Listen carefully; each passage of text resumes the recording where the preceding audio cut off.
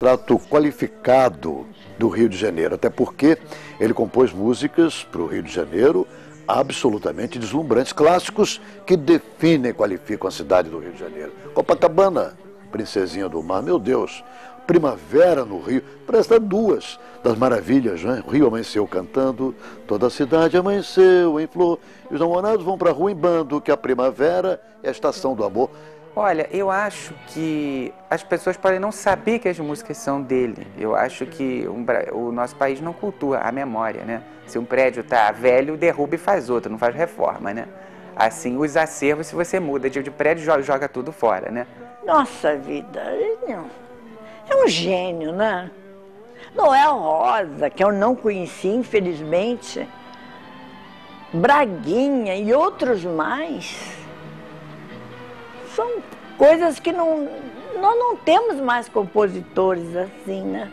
Eu acho que tem grandes canções do Braguinha, olha, As Pastorinhas, o Carinhoso, o Copacabana, o Esquita Bacana, o Yes Nós Temos Banana. Só essas 5, quer dizer, são músicas que estão sendo constantemente revistas, reeditadas, regravadas.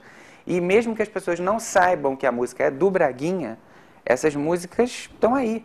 Quer dizer, são clássicos atemporais da música brasileira. Hoje os compositores fazem umas músicas que não são músicas, né? São gritos, sei lá o quê, e a letra, não são letras aquilo, não são. Está se perdendo uma imensidão de coisas preciosas da música popular brasileira em troca de coisas rastaquera.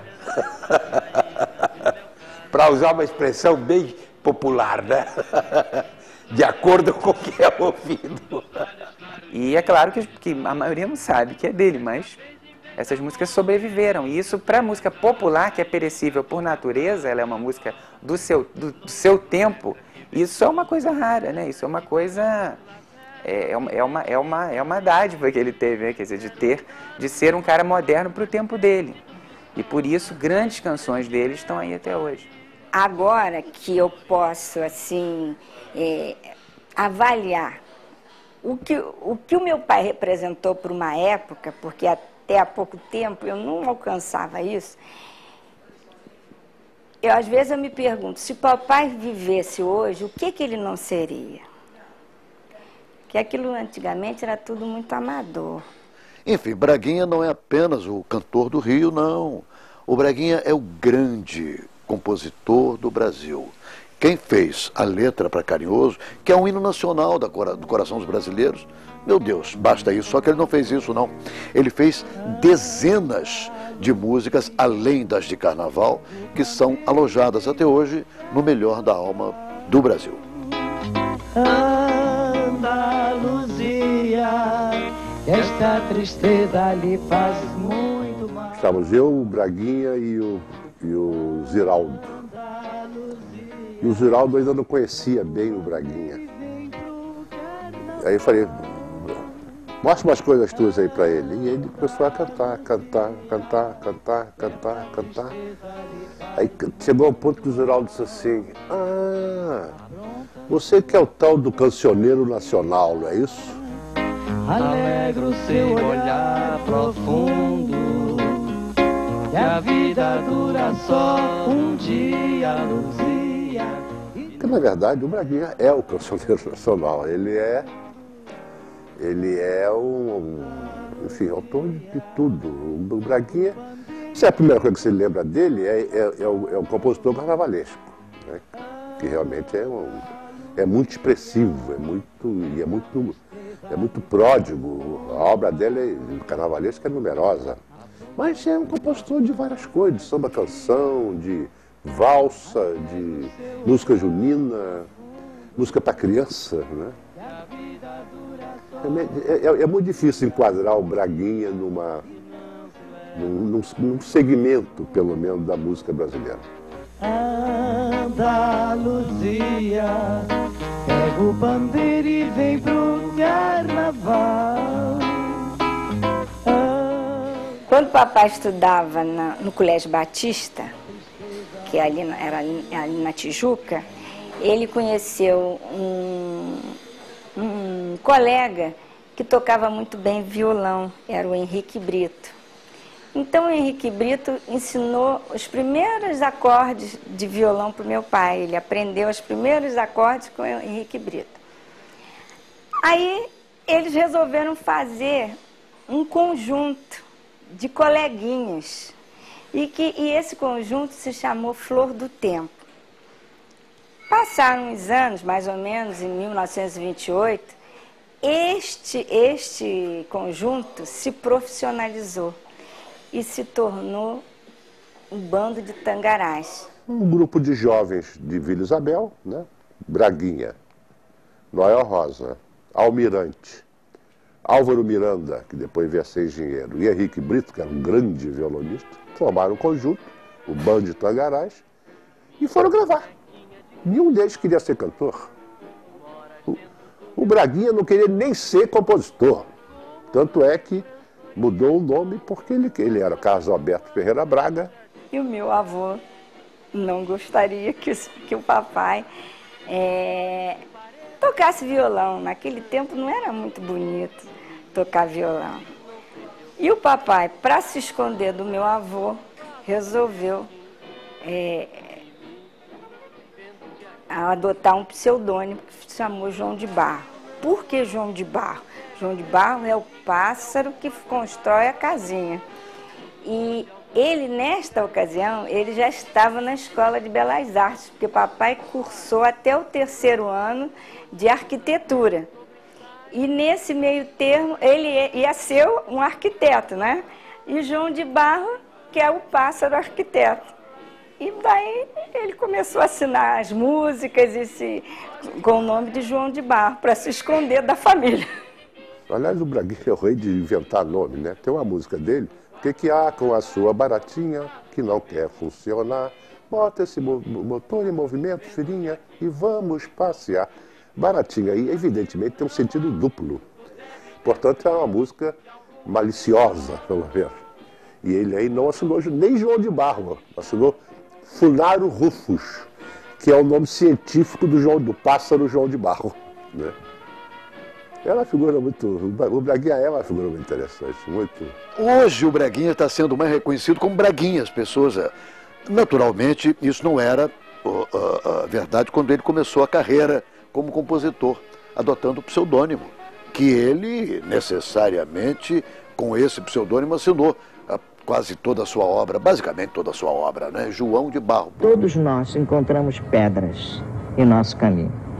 E a minha teoria é essa: se encontrares alguma pedra em teu caminho, se for pequenina, chuta.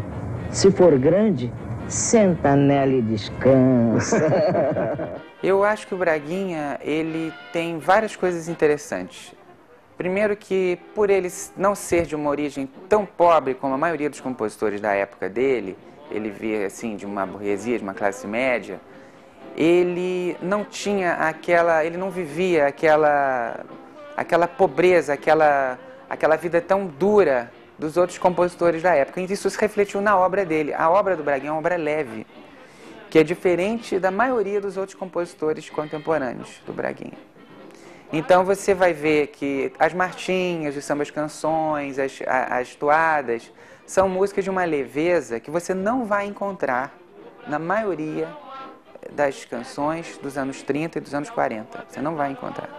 Então isso é uma grande contribuição que ele deu à música brasileira. Fora isso, ele foi o fixador do gênero marchinha de carnaval, porque ela já existia desde antes, mas ele, juntamente com o Lamartine, principalmente, e depois com adesões do Haroldo Lobo e outros mais tarde, ele conseguiu fixar esse gênero, porque ele fez várias músicas de sucesso que acabaram também influenciando outros compositores e outros que vieram depois dele.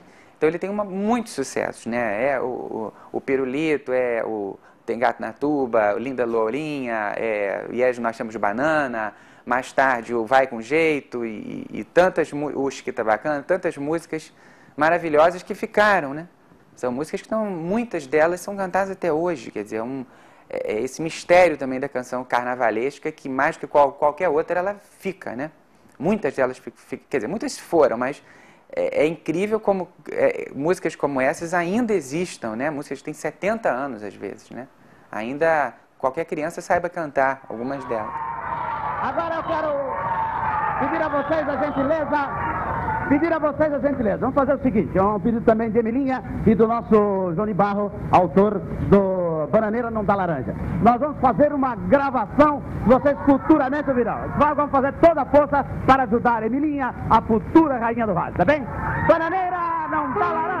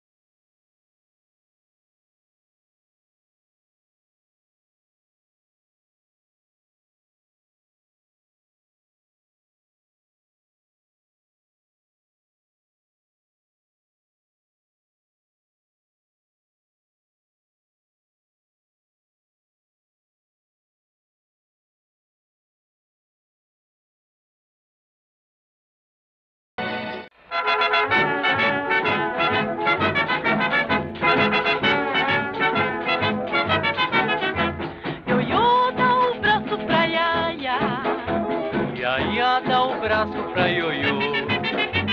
O tempo de criança. Mas o Braguinha é o grande definidor do carnaval na opulência dos anos 30, a época do rádio, a era de ouro da música popular. Portanto, o Braguinha fez músicas de carnaval deliciosas. As marchinhas do Braguinha, como todas as melhores qualificadas marchinhas de carnaval, comentam o cotidiano. E comentam com muito humor, com muita percepção de verdade, a verdade das ruas, a alma encantadora das ruas, como acentuou o cronista popular do Rio de Janeiro, o João do Rio, não é? O Braguinha foi um exemplar configurador, um exemplar captador dessa alma popular, da alma das ruas, e transformou essa alma das ruas em marchinhas que até hoje estão alojadas no coração de qualquer brasileiro, né? Eu acho que a música carnavalesca tem o que eu chamo de a Santíssima Trindade do Carnaval, né? Que é integrada por Braguinha, Lamartine Babo e Haroldo Lobo. O Braguinha, ele teve muito intérprete, vários intérpretes, afinal de contas, foram muitas músicas. Mas quem marcou mais como intérprete dele, eu acho que foi Emilinha Borba. Emilinha Borba, a música de carnaval, que eu me lembro assim, foi Emilinha Borba. E então, uma tarde, era um sábado, ele disse assim: Cecilinha, hoje eu vou te levar ao programa do César de Alencar, para ver a Emilinha cantar. Chama uma amiguinha para ir com você. Aí eu chamei a minha amiguinha, Zildinha. Zildinha, vamos, papai vai nos levar ao programa do César de Alencar. E lá fui eu. Para mim, aquilo foi assim a coisa mais emocionante, porque todo o povo apinhado de gente lá, o auditório, cheio de gente, e todo mundo cantando. Quando a Emilinha encerrava o programa, né? Quando ela entrou no palco e cantou Vai Com Jeito, aquilo foi uma coisa. Depois nós descemos os elevadores, todo o pessoal, todos as pessoas que estavam lá no auditório, nós descemos todos juntos, assim, e a Praça Mauá estava assim, cheia de gente, já esperando a Emilinha. Ela subiu num carro e foi cantando, e o povo todo atrás, que naquele ano foi o maior sucesso de carnaval, foi Vai Com Jeito. A Emilinha ficou muito marcada, porque gravou Vai Com Jeito, Os Que Tá Bacana, o Pirulito ainda no coro, junto com o Newton Paz. A obra do Braguinha, a obra de marchas de carnaval, é uma obra extraordinária, ainda que ele tenha, como o Lamartine, música daquilo que se chamava antigamente de meio de ano, de alto nível. Exemplo, Copacabana. Copacabana é um exemplo clássico de como o Braguinha era um grande compositor para samba-canção. é mais abolerado do que americanizado. Existem praias tão lindas, cheias de luz. Bom, e tem uma coisa também, muita gente regravou o Braguinha muito bem, né? A própria Gal Costa gravou o Balancê, que não foi sucesso na época com a Carmen Miranda e estourou com ela. Um letrista notável, a letra de Chiquita Bacana é uma coisa preciosa. Ele faz em cima, na mosca. Ele pega no ar o assunto, transforma aquilo numa marchinha, com uma gravação felicíssima da Emilinha Borba, com arranjo do Severino Araújo. Ficou perfeito. Aquela gravação de Chiquita Bacana, você pode tocar hoje em dia no rádio, ela dá um impacto ainda, até hoje. Faz o sujeito ficar... Não ficou velha. A gravação não ficou velha. É uma lástima que não se toque, né? Inverno pra ela é pleno verão. Existencialista com toda a razão.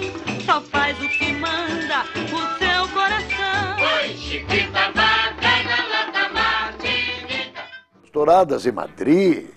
Touradas em Madrid é um clássico, o Maracanã inteiro, essa história é conhecida de todos nós, não é? O Maracanã inteiro, quando jogava o Brasil com a Espanha e ganhou em 1950 na Copa feita no Rio de Janeiro, o Maracanã inteiro cantou. Apenas um único não cantou no estádio de 80 mil pessoas, era o Braguinha, e não cantou porque chorava de emoção, Touradas em Madrid. Os tropicalistas também beberam muito naquela fonte ali, tropical do Braguinha, do E Nós Temos Bananas, 2, 3 Caravelas, umas coisas assim, e regravaram algumas músicas dele na época da Tropicália. A Carmen Miranda, lógico, gravou o Braguinha.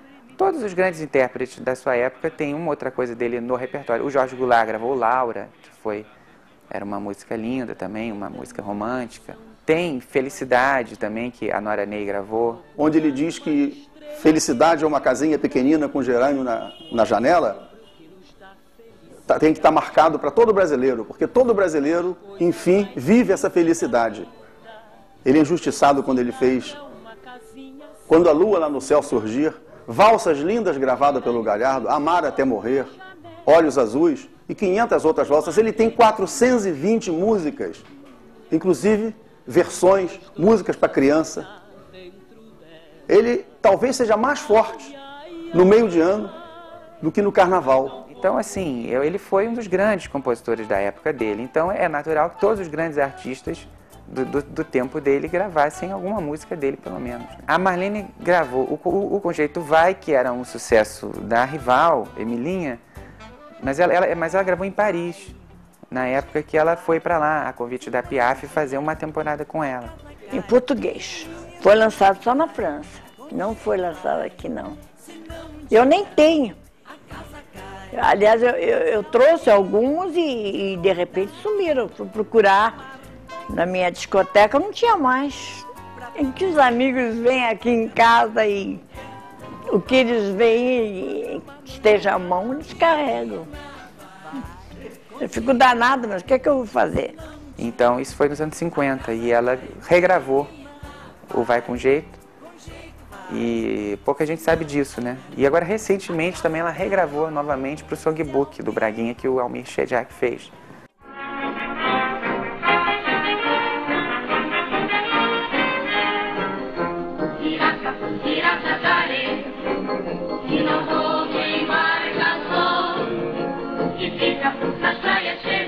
O Braguinha foi pioneiro em várias qualificações. Quando eu digo que foi pioneiro nos disquinhos infantis, quando foi pioneiro em tantas coisas, ele também foi pioneiro no cinema brasileiro, não é? Ele escrevia roteiro junto com Alberto Ribeiro para os Abacaxis de Ouro, para as chanchadas, não é? Antes da Cinédia, com Wallace Downey e Ademar Gonzaga.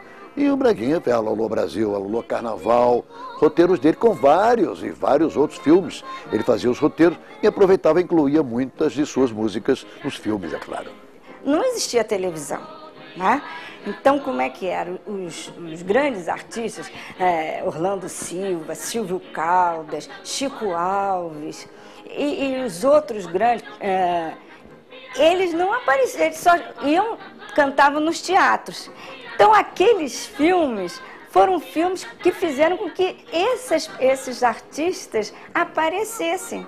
Agora veja, então meu pai já era produtor de discos da Columbia, passou a ser produtor de filmes, né? Ele fazia o argumento, ele conhecia os artistas, ele é que requisitava os artistas todos para fazerem parte, escolhia, né? Para fazerem parte, as músicas, papai Alberto Ribeiro, que escolhiam.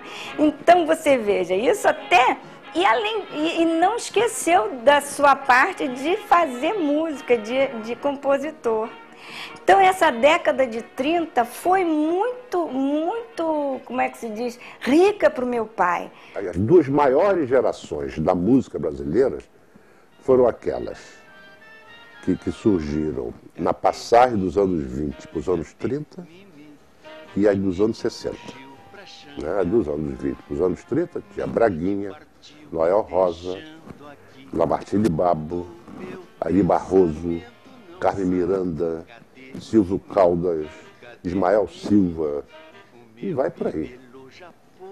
E a partir dos anos 60, Chico Buarque, Caetano, Gil e etc. E essa geração da passagem de 29 para 30 é uma geração dos anos 20 para 30, não necessariamente de 29, mas 27, 28.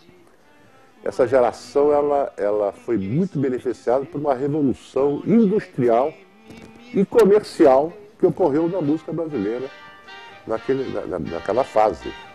Foi quando as gravadoras abandonaram o antigo sistema mecânico de gravação, que obrigava os cantores a terem um vozeirão para poder sair no disco, porque senão não saía, a passar do sistema mecânico para o sistema elétrico. Que aí possibilitou surgir Mário Reis, por exemplo, que cantava falando quase.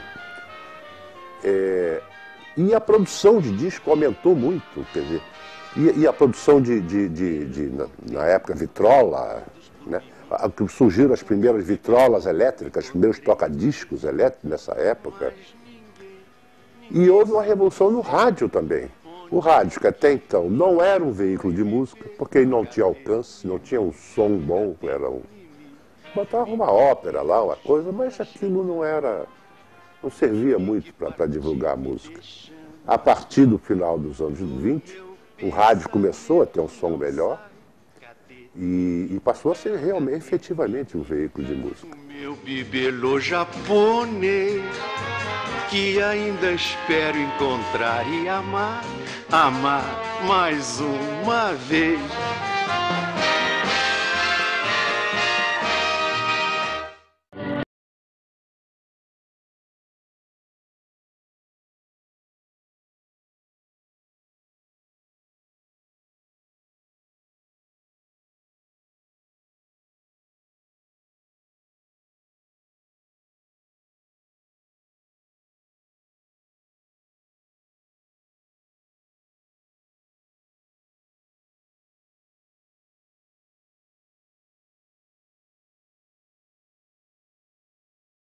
Carinhoso foi.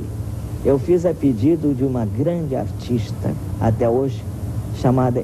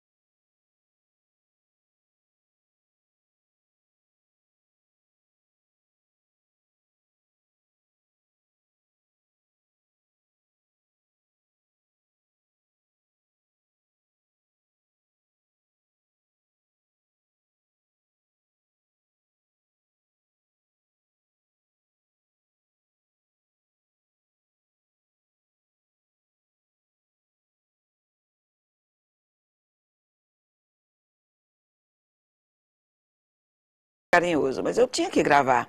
Eu considero esse choro o hino nacional do choro brasileiro, né? E aqui no Brasil, aqui mesmo no Rio, eu acho que é o celeiro do todo o choro. E o Braguinha também botou essa letra, foi maravilhoso. Quando ele foi diretor artístico da Continental, que foi dos anos 40 até o final dos anos 50, que ele teve a chance de gravar alguns dos nossos maiores artistas, né? Ele gravou ali, ele gravou a Emilinha, gravou a Doris, gravou Marlene, gravou Dick Farney, gravou um monte de grandes artistas. A Continental Columbia, aliás, era no prédio da Rádio Clube, onde eu começou tudo, né? O teste e tudo mais. E eu militava ali, estava quase que diariamente ali, na Rádio Clube. E certa vez o Benedito me chamou para fazer um show com o regional aqui na Gávea. Eu fui e ele, entre as músicas que ele tocou Tico Tico no Fubá. Eu falei, eu sei a letra desse choro. Ele falou, sabe nada, esse não tem letra? Eu digo, tem. Eu vou te mostrar. Aí mostrei ali mesmo, um momento, no ato, né? Ele ficou encantado, o Benedito, e disse, eu vou te levar, vou te apresentar o Braguinha. Foi aí que eu conheci o Braguinha. Ele falou, olha, menina, nós vamos gravar, hein? Braguinha, pequenininho, né? Um cara muito bom, um compositor, né? Um mestre na composição. E ele falou, você vai gravar, menina, você vai gravar. Mas se você não fizer sucesso, nunca mais você grava. Não conheço ninguém que me tenha falado mal dele, não. Sempre falou que o Braguinha é uma excelente pessoa. E dele, eu gravei, por exemplo, eu gravei Arlequim Palhaço, que é dele e do J. Júnior.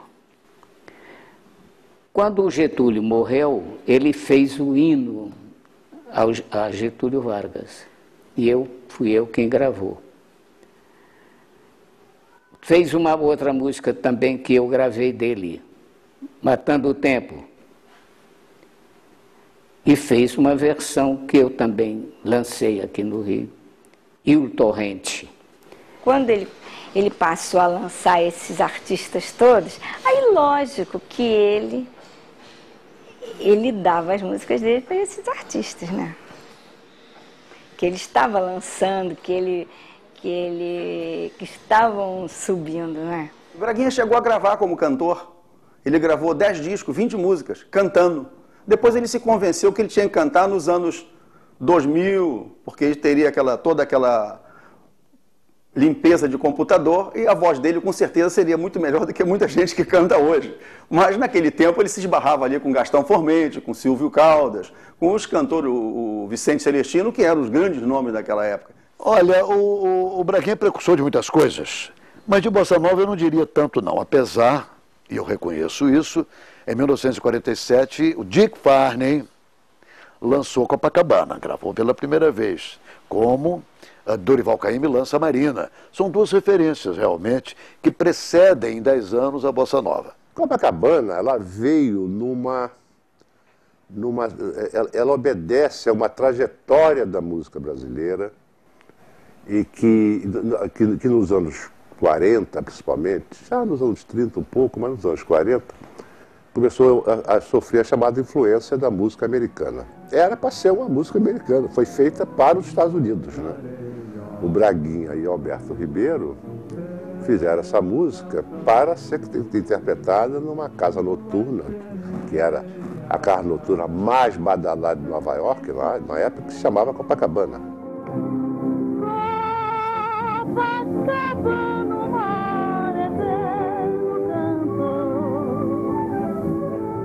Convenceu o Dick Farney a cantar música brasileira, porque o Dick era um cara do jazz, era um cara que só gostava de música estrangeira, e ele bateu o pé até que ele gravasse o Copacabana, um samba-canção que meio que mudou a face assim, da música brasileira, um dos precursores assim, da moderna, do moderno samba-canção brasileiro, que muitos anos mais tarde foi dar na Bossa Nova, né?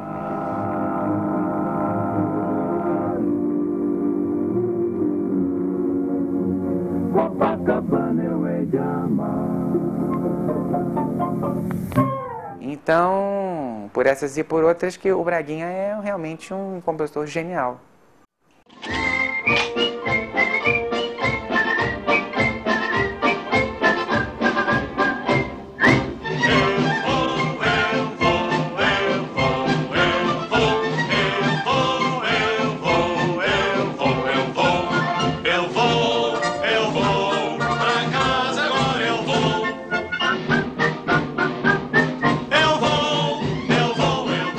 Eu não vi o início da Branca de Neve, mas Branca de Neve foi o primeiro filme do Walt Disney de longa-metragem.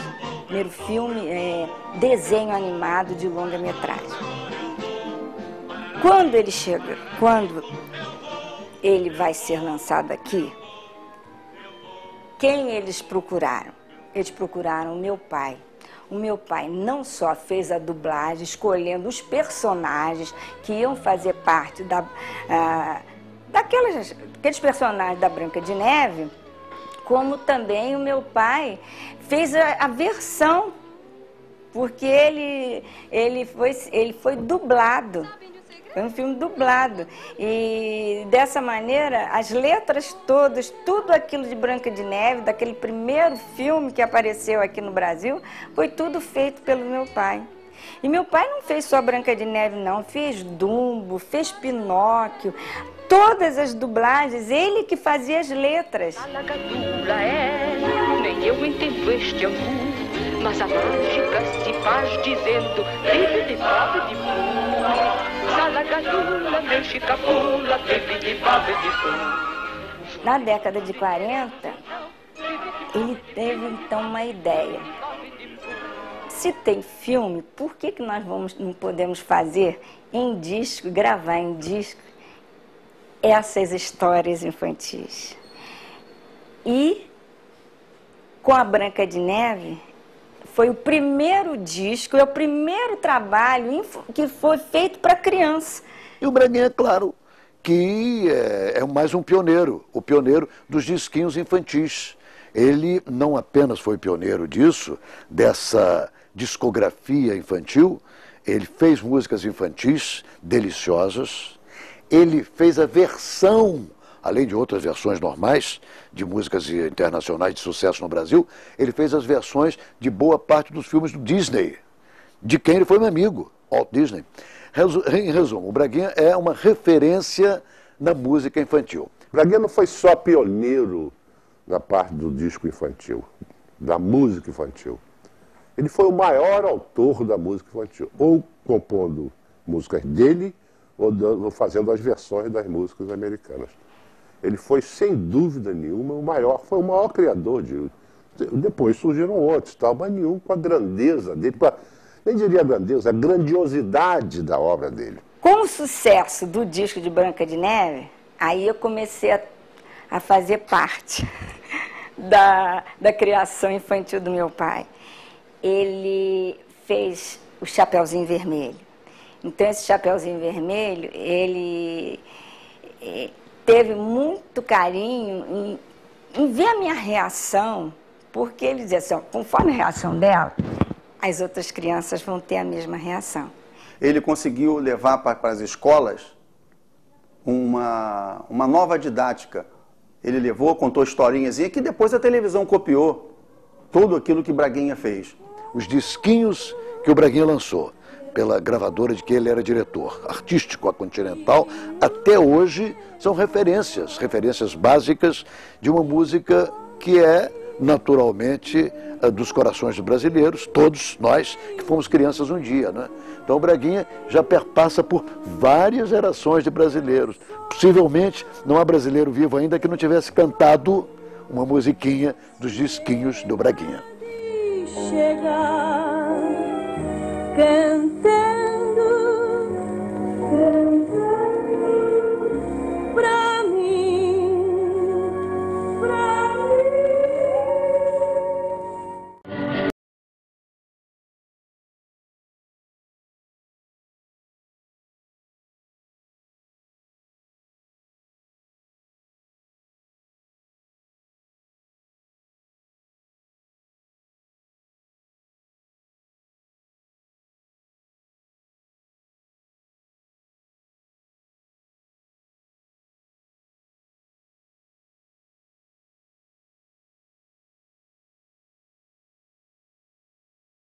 Na Pavuna,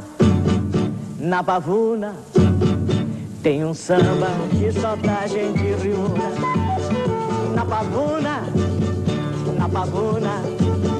tem um samba que só dá gente riuna. Comum, eu sou um homem comum, não tenho nada de extraordinário. Não tenho vícios, não tenho esquisitices, não tenho problema. Minha vida é comum. Qualquer cidadão que anda por aí, igual. Gente da Pavuna, só nasce... A vida só gosta de quem gosta dela. Não nasce mulher. Porque a nossa liberdade não pode ser absoluta. Nossa liberdade vai até onde começa o nariz do outro. Tem minha alma e meu braço, querendo amor também tem, pois até tem carinho. Eu nunca vivi extremos, eu sempre vivi um meio termo gostoso, sabe? Também tem, já tens tudo que queres, nada te tem faltado. Por exemplo, eu admiro muito a música estrangeira, não todas. Não todas, é como aqui no Brasil, nós temos músicas maravilhosas e temos músicas muito ruins. Eu só queria que eles tocassem, das que vêm de fora, só as boas, mas eles tocam as ruins também, é uma coisa horrível ouvir o dia inteiro música ruim. Deviam tocar só as boas, pelo menos. Na lata velha e toda enferrujada, pra poder formar no samba, para entrar na batucada, fabriquei o meu pandeiro de lata de goiabada. Na Pavuna, Ele morava em Vila Isabel. Papai morava no palacete da fábrica de tecidos. E a mamãe, quando foi ser coleguinha do guarda-livros da fábrica. Sabe o que é guarda-livro? Olha, guarda-livro é o contador. Antigamente, o contador se chamava guarda-livros. Então, o guarda-livro tinha uma filha que era coleguinha da mamãe. Elas estudavam juntas. Um dia o papai chegou lá e o guarda-livro perguntou, eu não sei o nome dele, o Carlinhos, era Carlinhos, naquela época era Carlinhos, até agora para a família toda ainda é Carlinhos. Ô Carlinhos, você quer conhecer uma moça bonita? Aí ela estava estudando lá no quintal com a filha dele, né? Então o papai, e daí por diante o papai começou a voltejar por ali para ver. Mas mamãe era muito menina, né? Mamãe devia ter uns 13,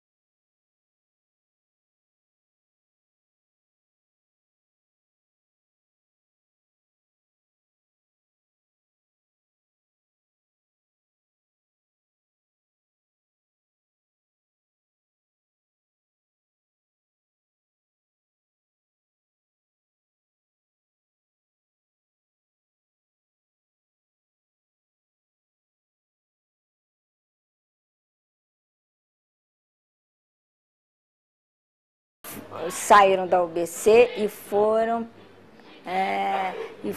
fundar a Sbassen. E com a Sbassen, os editores Vitale e Mangione também foram para lá. para a Esbácia. A UBC ficou sem nenhuma editora que editasse as músicas dos autores filiados ao UBC, que as duas grandes editoras tinham ido para lá, para a Esbácia. Aí tiveram a ideia de fundar Toda a América. Na época, acharam que tinha que formar uma firma para gravar músicas, para serem editadas, para reforçar a UBC, a União Brasileira de Compositores. Então, aqui só se gravava músicas de autores da UBC. Isso foi o princípio da história. Por que a Toda a América surgiu como gravadora? Ela já tinha uma parte de editora, antes já era editora. Aí houve essa parte que eles resolveram gravar músicas de autores brasileiros, mas só filiados ao UBC. Não se gravava música das outras sociedades de espécie alguma. E na Toda a América ele coloca Elisete Cardoso, traz a Doris Monteiro, duas revelações de cantoras brasileiras que começaram na gravadora dele, na Toda a América. Ele tinha um olho clínico, ele tem um olho clínico extraordinário, essa percepção daquilo que pode funcionar inteiramente, tanto sob o ponto de vista popular, quanto sob o ponto de vista de perenidade em música. Finalmente, nos anos 80, eu fiz o espetáculo, né? E esse nós temos Braguinha, o Viva Braguinha.